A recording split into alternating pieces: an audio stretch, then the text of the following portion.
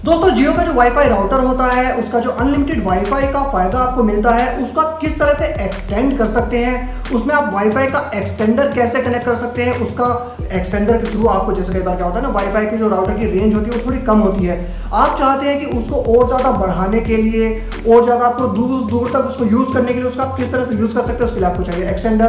तो एक्सटेंडर जो है वो आप अपने वाईफाई राउटर से, जियो के वाईफाई राउटर से किस तरह से कनेक्ट करेंगे वो पूरा प्रोसेस इस वीडियो में आज मैं आपको बताने वाला हूँ।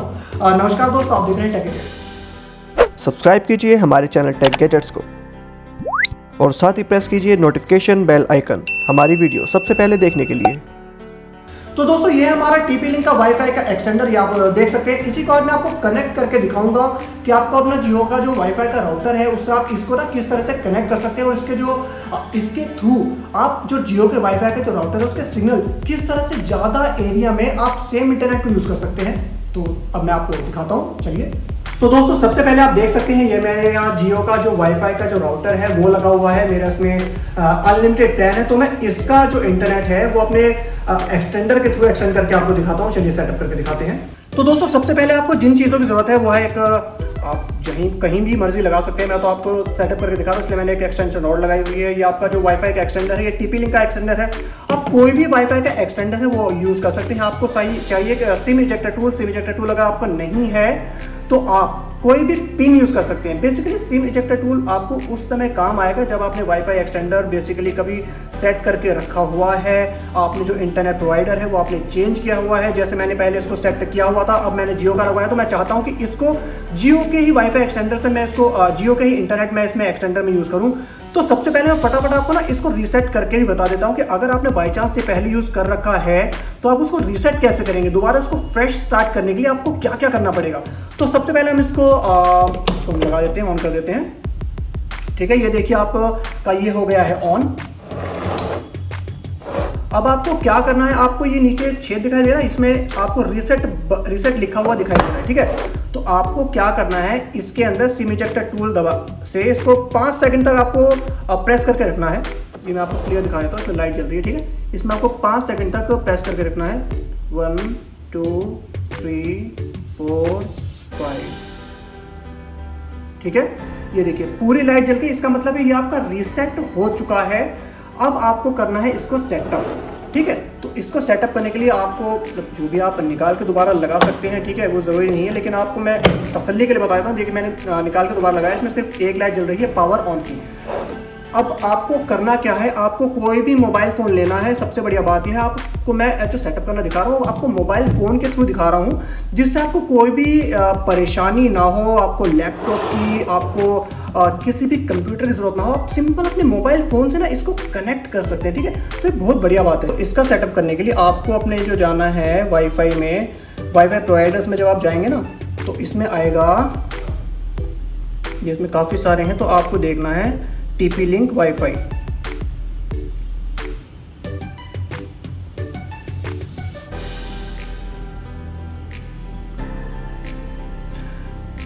हाँ जी, तो आपका TP-Link का वाईफाई एक्सटेंडर, इस पे आप करेंगे क्लिक। ठीक है, जैसे ही आप इस पे क्लिक करेंगे तो क्लिक करते ही ना ऑटोमेटिकली आपका ये जो ब्राउजर है, आपके फोन में जो ब्राउजर होगा उसमें ऑटोमेटिकली इस टाइप का कुछ पेज ओपन हो जाएगा। ठीक है, जिसमें आपको पासवर्ड वगैरह डालने के लिए बताएगा। ठीक है, तो अगर बाई चांस आपका ये, अगर वैसे तो अपने आप ये पॉपअप हो जाएगा, अपने आप ओपन हो जाएगा, नहीं हुआ तो आपको IP एड्रेस ऊपर डालना पड़ेगा 192.168.0.254। ठीक है, आप ये डालेंगे, इस पे डाल के जैसे क्लिक करेंगे तो आपका ना ये वाला पेज ओपन हो जाएगा। ठीक है, तो इस पे आपको पासवर्ड क्रिएट करना है, अपना जो TP-Link है ना उसका आप लॉगिन पासवर्ड बनाएंगे, वो आपको इस पे क्रिएट करना है। ठीक है, तो आप कुछ भी डाल सकते हैं लॉगिन पासवर्ड, तो जैसे हम डाल देते हैं। ठीक है, अब हम करेंगे पासवर्ड कंफर्म। ठीक है, हमने कर दिया स्टार्ट। स्टार्ट पे करते ही ये आपका ना स्कैनिंग चालू हो जाएगी। तो इतना लंबा चौड़ा में ताम झाम नहीं है, जो भी छोटा मोटा प्रोसेस है वो मैं आपको इस वीडियो में बता ही रहा हूँ। ये स्कैनिंग चालू हो जाएगी, पूरा स्कैन करेगा कि आपके आसपास कितने सारे वाईफाई के जो राउटर हैं उनके सिग्नल्स प्रोवाइड करा रहे हैं, उसमें से आपको ना इसको एक्सटेंडर को कौन से उससे कनेक्ट करना है। ठीक है, तो हमारा आप ये देख रहे हैं टेक गैजेट 4G। ठीक है, तो हम इससे करेंगे इसको कनेक्ट, हम इस पर करेंगे क्लिक। ठीक है, अब इसमें आपको डालना है जो हमारा जो टेक गैजेट्स का जो वाईफाई का पासवर्ड है ना, आपको इसमें उसका पासवर्ड डालना है जिसके थ्रू आप इसको ना कनेक्ट करना चाहते हैं। तो मैं इसमें पासवर्ड डाल देता हूं वाला। ठीक है, पासवर्ड डाल के मैंने कर दिया नेक्स्ट। ठीक है, अब यहां पे आपको क्या करना है, यह दिखा रहा है ना कि एक्सटेंडेड 2.4 गीगाहर्ट्ज SSID, तो ये आपका एक्सटेंडर है। ठीक है, तो आपको कंफ्यूजन से बचने के लिए आप ना इसको कोई दूसरा नाम दे दीजिए। फिलहाल ये वही वाला नाम दे रहा है जो मेरा जो वाईफाई है ना, जो जियो का वाईफाई है, ये वही वाला नाम इसमें दिखा रहा है। तो हम इसको कर देते हैं TP लिंक एक्सटेंडर।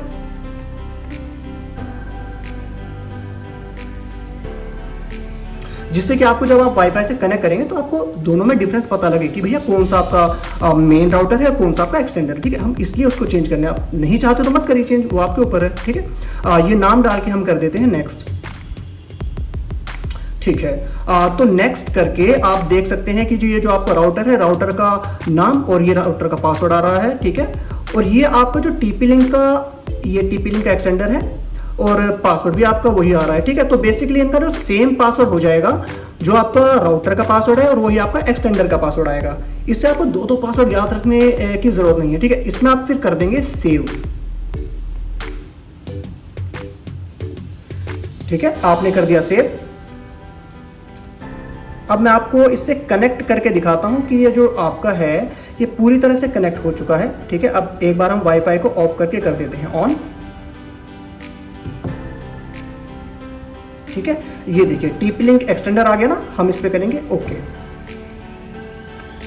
ये देखिए इसमें भी आपके पूरे सिग्नल जल गए हैं। इसका मतलब ये है कि ये आपका पूरी तरह से कॉन्फ़िगर हो चुका है, पूरी तरह से उससे कनेक्ट हो चुका है। ठीक है, आप करेंगे इसको कनेक्ट। ठीक है, ये कनेक्टेड हो चुका है। ठीक है, ये देखिए TP लिंक का आपका ना कनेक्ट हो चुका है। अब मैं आपको ना इस पे कुछ भी आपको चला के दिखाता हूँ यूट्यूब पे, जिससे आपको आइडिया लग जाएगा हमारा फर्स्ट क्लास ये जो एक्सटेंडर है वो काम कर रहा है। देखिए फटाफट, ये देखिए किस तरह से काम कर रहा है।